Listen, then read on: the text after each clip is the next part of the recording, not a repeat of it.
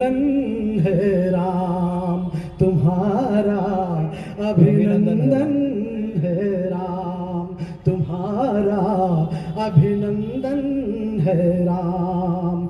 मनु गंधर्व देव ऋषि सारे मनु गंधर्व देव ऋषि सारे तुमको शीश झुकाते हैं। मनु गंधर्व देव ऋषि सारे तुमको शीश झुकाते हैं और मर्यादित आचरण तुम्हारे हमको राह दिखाते हैं। और तुम हो अवधपुरी के सूरज तुम हो अवधपुरी के सूरज और सरयू तट की शाम तुम्हारा अभिनंदन है राम तुम्हारा अभिनंदन है राम। और जिन्होंने आरोप लगाया कहीं किसी कि राम तो दलितों के विरोधी थे, पर साहब राम ने झूठे बैर खाए हैं दलितों के। सुनिए कि मित्र निषाद राज को जाकर तुमने गले लगाया था, खाकर बेर भीलनी माँ के नवधा भक्ति बताया था। और आदि अनादि अपार अनंता आदि अनादि अपार अनंता दो वर्णों का नाम तुम्हारा अभिनंदन है राम तुम्हारा अभिनंदन है। और राम ने कभी भी मर्यादाएं नहीं तोड़ी। ये अगला बंद समर्पित करता हूं कि मातु अहिल्या गिद्ध जटायु को तुमने ही तारा था। मातु अहिल्या गिद्ध जटायु को तुमने ही तारा था। और अभिमानी लंकेश तुम्हारे धर्म युद्ध से हारा था। और साहब बाली और सुग्रीव दो भाई थे।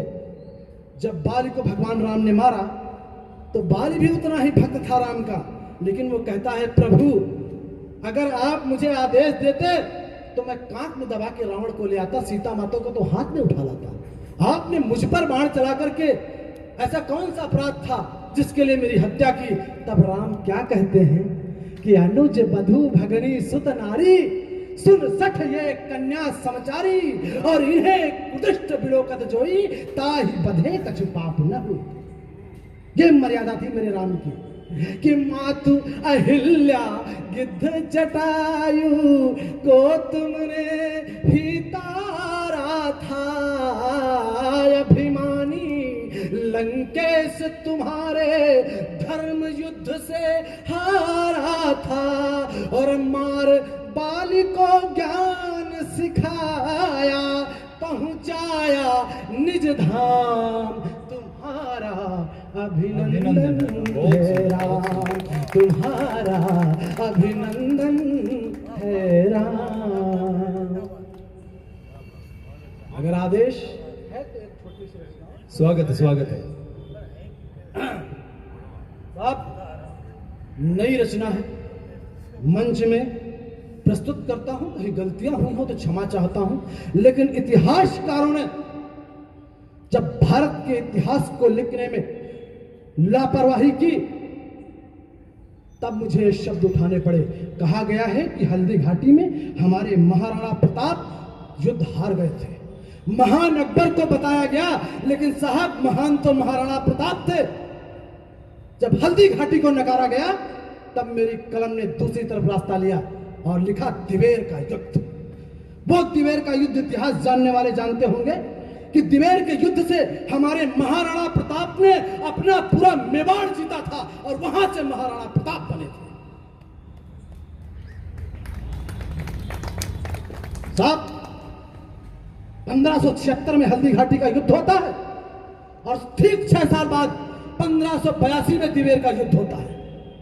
भामाशाह की वो संपत्ति जब महाराणा प्रताप को मिलती है, महाराणा प्रताप 2 सेनाएं बनाते हैं, एक पुत्र अमर सिंह को और एक स्वयं का संचालन करते हैं। साहब रचना प्रस्तुत करता हूं, अगर अच्छी लगे दिल तक पहुंचती तो अपना आशीर्वाद दीजिएगा। कहते हैं मैं मुगल कहां से आए थे, मुस्लिम की बात नहीं, मुगल की बात करता हूं कि बाबर हुमायूं का वंशज था जलालुद्दीन। बाबर हुमायूं का वंशज था जलालुद्दीन, राजा रजपूतों पर जिसका संताप था,